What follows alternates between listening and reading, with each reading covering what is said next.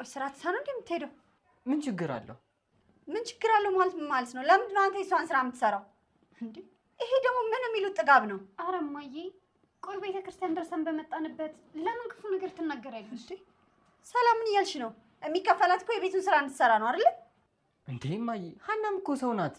ሰው ብትሆን ኖሮማ ውለታዬ ከብዷት ታከብረኝ ነበር። ኧረ እማዬ እንዴ ሰዎች እኮ ነን አይደል? የሰውን ችግር ልንረዳ ይገባል። አዎ ድንገት ነው የተደወለላት። ደግሞ እኮ ሰርታ ጨርሳለች። ማቀራረብ ብቻ ነው። እሱን ደግሞ እኔ ያቀራርበዋለሁ። በቃ እኔ ታጥቤ ልምጣና አግዝሃለሁ። ለካ እናንተ ናችሁ ልጅቷን ያጠገባችኋት። ብቻሽን እያወራሽ ነው ልበል? አይ ኧረ አላወራም። ውሸት እኮ ባንቺ አያምርም ሀና። አይ ዝም ብዬ ነው። ሀና ምን ሆነሻል? ንገሪኝ። ወጣ ብዬ ሰው አግኝቼ ልመጣ ነበር፣ ግን ደግሞ ስራውስ እያልኩኝ ነው። እንዴ የምን ስራ? እናትዬ ሲመጡ ቁርስ አዘጋጅቼ መጠበቅ አለብኝ። እንዴ ለሱ ነው እንዴ? ኧረ እባክሽን ይሰራዋለሁ። መሄድ ትችያለሽ። ኧረ እንደሱ አይሆንም። ባይሆን ጨርሼ እወጣለሁ። ችግር የለውም እባክሽ። እንደውም ምግብ መስራት ናፍቆኝ ነበር። ምናሴ ይሄን ለምን ትጨነቂያለሽ? በቃ ችግር የለውም ሂጂ። ይሻላል? አዎ ይሻላል። ሂጂ በቃ እንዳይረፍድብሽ። እሺ በጣም አመሰግናለሁ። ደግሞ አልቆይም፣ ቶሎ ነው የምመጣው።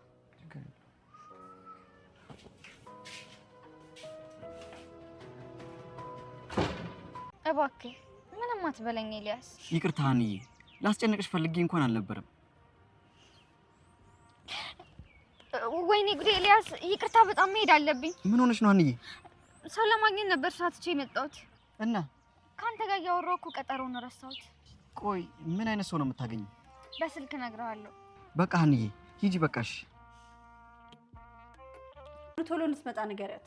ወይ እማዬ ተያት እስኪ በቃ በፈለገችበት ሰዓት ትምጣ። በፈለገች ሰዓት ማለት ምን ማለት ነው? ይሄ እኮ ስራ ቦታዋ ነው።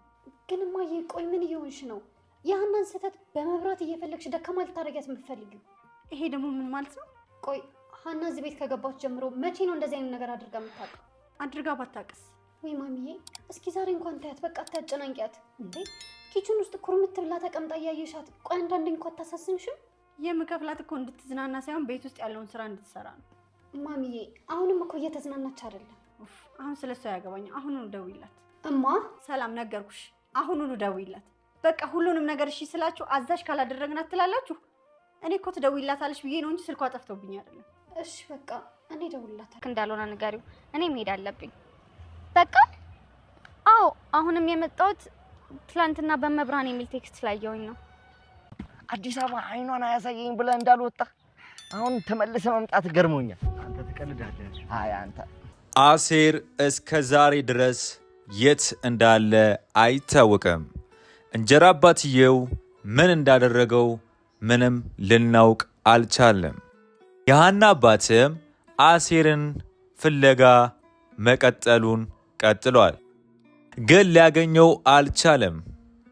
ሀናም በውስጧ አባቷን ማሳከሚያ ብር እንዴት ነው ማገኘው እያለች እያሰበች፣ በዚህ አጋጣሚ ምትደውልላት ልጅም ላገኝሽ እፈልጋለሁ ያለቻት ልጅም ሀናን ልታገኛት ብትደውልላት ሀና ስልኩን አንስታ በመነጋገራቸው ቀጠሮ ይዘው ሊገናኙ ችለዋል።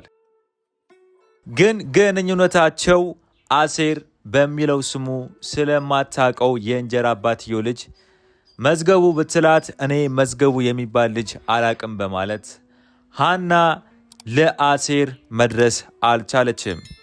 እዚህ ጋር በስም ልዩነት ብቻ ለአሴር ሀናም መድረስ ያልቻለችበት ምክንያት ተፈጥሯል። ሰላም ጤና ይስጥልን። በየዓለም ዳርቻ ያላችሁ እህትና ወንድሞቼ ኖላዊ ድራማ አሪፍ እየሆነና አስተማሪነቱም እየቀጠለ እንዲሁም እየወደድነው መጥቷል። እኛም የተሰማንን ሀሳብና አስተያየት እንሰጣለን። እናንተም የተሰማችሁን ሀሳብና አስተያየት ስጡ። ቪዲዮውን ላይክ በማድረግ እንጀምር። የነምናሴ እናትም ሀና አንድ ቀን ለራሷ ፍላጎትና ስራ ከቤቱ ስራ ወጣ ብላ ብትቀር እንኳን እንዴት ትቀራለች? ከፍያ አይደለ እንዴ ማሰራት በማለት ሀና እንድትመጣ ለሰላም ደውይላት በማለት ጭካኔነቷን አሳይታለች። አንዳንዴ የምናሴ እናት በጣም ታናደኛለች። ለምንድን ነው የምታናደኝ? ባህሪዋ በሚሰራው ስራ ላይ የሆነ ችግር እንዲፈጠር ባለመፈለጓ ማንም ይሁን ማን ሌላ ገጽታዋን ታሳየናለች። እዚህ ጋር ምን ይሰማችኋል እናንተስ? የምናሴ እናት ትክክል ናት ብላችሁ ታስባላችሁ? ሀና ብዙ ነገር አድርጋላቸው እንደዛ ብዙ ህይወታቸው ለውጣላቸው አንድ ቀን ከቤቱ ወጥታ ለራሷ ስራ ብትቀር ስራ ባትሰራ የሀና እናት ወይም ደግሞ ልጆቹ ሰርተው መሸፈን መቻል የለባቸውም ብላችሁ ታስባላችሁ? እርሷ ግን ሀና ላይ ፈርዳ ሀና እንደዚህ መጥፋት የለባትም በማለት ስትናገር ትንሽ ደብሮኛል ብዬ አስባለሁ። ግን የምናሴ እናት የዚህ ባህሪ መገለጫዋ ስለሆነ ነው በሚለው እንይዘዋለን። ሀናን የሚያፈቅራት ኤልያስም የወሎ ሀገር ፍቅረኛዋ አዲስ አበባ መጥቷል። ግን ኤልያስ እርሱ ነው እንጂ የሚያፈቅራት እርሷ ትክክለኛ ከልቧ የምታፈቅረው አይመስለኝም። ግን እሱ ኤልያስ በጣም እንደሚወዳትና እንደሚያፈቅራት አይተነዋል። ኤልያስ እንግዲህ ወሎ በነበርኩበት ታይም ላይ እንግዲህ የአንቺ ፍቅር በጣም እየጨመረብኝ ሲመጣ ወደዚህ መጥቻለሁ ብሎ ለእሷ ነግሯታል። ግን ከፍቅሩ በስተጨማሪም እዚህ ጋር ስራ እየሰራና ስራም አዲስ አበባ ለመስራት እንደመጣ እዚህ ቪዲዮ ላይ አይተናል። ሀናም እንግዲህ በጣም በምታስፈልገኝ ጊዜ ነው የመጣው ብለዋለች። ሀና ለአባቷ ሕክምና እንደሚያስፈልገውና አባትየውን ለማሳከሚያ የሚሆን ገንዘብ ብር በምትፈልግበት ሰዓት ኤልያስ ከወሎ መምጣቱ ለእሷ ትልቅ ደስታ ሆኖላታል። ግን የሚገርመው ነገር የሀና አባት የኤልያስን ጓደኛ ባገኘበት ሰዓት አሴር ምን ሆኖ ነው የጠፋው ብሎ ሊጠይቀው በሄደበት ታይም ላይ አባትየው እዚህ ሰላም እንደሆነና አዲስ አበባ ከመጣ በኋላ እንደውም ህመሙ እንደጠፋለት ነግሮታል። ግን የሀና ግን ለኤልያስ ያለችው ነገር ኤልያስ ስላስጨነቀው የሆነ ነገር ሆናለች በሚለው ማሰቡን ቀጥሏል። እንጀራ አባትየው አሴርን ምን ያደርገዋል ብላችሁ ታስባላችሁ? እስካሁን አሴር አልተገኘም፣ ድምፁም ጠፍቷል። እንግዲህ የእንጀራ አባትየው ልጅ ስለ አሴር መጥፋትና ብዙ ነገር እንደዚህ ሊፈጠርበት የሚችለውን ምክንያት ልታቅ የምችለው የእንጀራ አባትየው ልጅ ናት። እሷም ግን ከዚህ በፊት ስለሰጣትና ስላወራት አሴር ከአሴር ጋር ስላወራችና ስለተገናኘች አሴርን ስለምታውቀው ስለ አሴር የጠፋበትን ምክንያት ለመናገር ይመስለኛል ሀናን ቀጠሮ ቀጥራ ሀናን ልታገኛት የቻለችው። ምን ታስባላችሁ? እዚህ ጋር አሴር መዝገቡ በሚባል ስም ነው የሚታወቀው።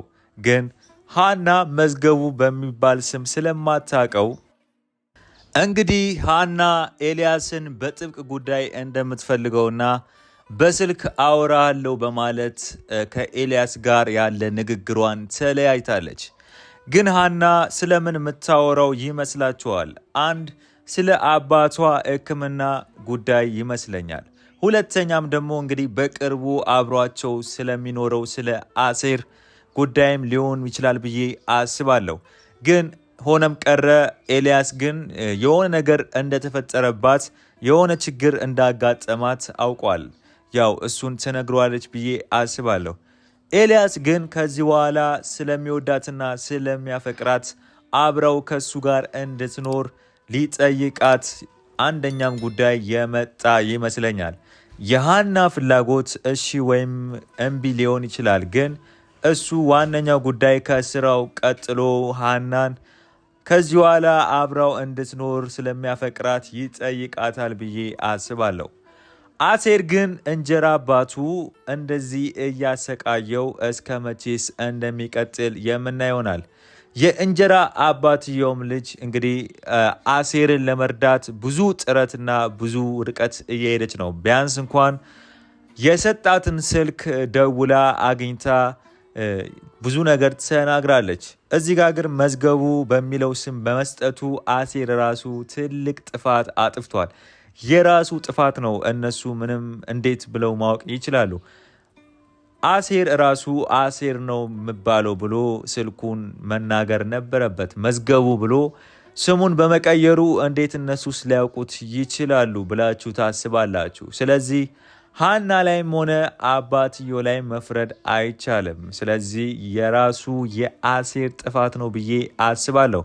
ግን ይሄ እንዳይፈጠር ብዬ እሰጋለሁ። ምክንያቱም ኤልያስ አሁን ከመጣ በኋላ አሴር እንግዲህ ከነሱ በራቀበት ታይም ላይ ኤልያስ እንግዲህ ከሀና ጋር በመሆን ለአባትየው ሕክምና የሚሆነውን አንዳንድ ነገርም ለመሸፈን ሀናን በማገዝ ከሀና ጋር አብሯት ሚሆን ከሆነ አሴር ከገባበት ጉድጓድ ውስጥም ወጥቶ ከወጣ ምናልባት በሚወጣበት ታይም ላይ ሀናን ቢያገኛት ከኤልያስ ጋር ያለችው ግንኙነት ወይ ደግሞ አሴር እንደምንም ጉዱን አሸንፎ ብሩን ይዞ ለሃና አባት ሕክምና የሚሆነው ብር ልክ ሲያመጣ ሃና ደግሞ ከኤልያስ ጋር የድሮውን ነገር አብረው መጀመራቸውን ቢያውቅ ምን ይሰማዋል ብላችሁ ታስባላችሁ? እስቲ ፊውቸሩ ምን ይመስላችኋል? እኔ አሴር ብሩን ይዞ ይመጣና ለሃና ለአባትሽ ሕክምና ይኸው ሲል ኤልያስ ከሃና ጋር ግንኙነት እንደጀመረ ቢያውቅ ያውቃል ብላችሁ ታስባላችሁ ወይስ ምን ይሆናል ብላችሁ ታስባላችሁ? እስቲ ሀሳብ አስተያየታችሁን እያንሸራሸራችሁ በኮሜንትም እየጻፋችሁ። የምናሴ ባህሪ በጣም ደስ የሚልና በጣም ትሁት የሆነ ባህሪ ነው ያለው። ሃና በስልክ ስታወራ በሰማት ንግግር ብቻ ሃናን ሂጂ ችግር የለውም የቀረውን እኔ እሰራለሁ በማለት ሃናን ወደምትሄድበት ስራ እንድትሄድ ፈቅዶላት እንግዲህ ሃናን ልኳታል ማለት ነው። ምናሴ እጅግ በጣም ደስ የሚልና ትሁት ልጅ መሆኑን አሳይቶናል።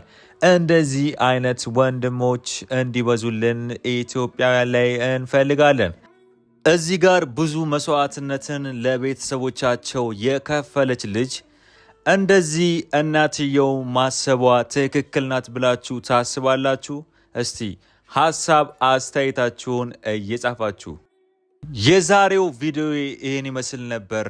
በሌላ ቪዲዮ እስከምንገናኝ ድረስ ቸር ያቆይልኝ።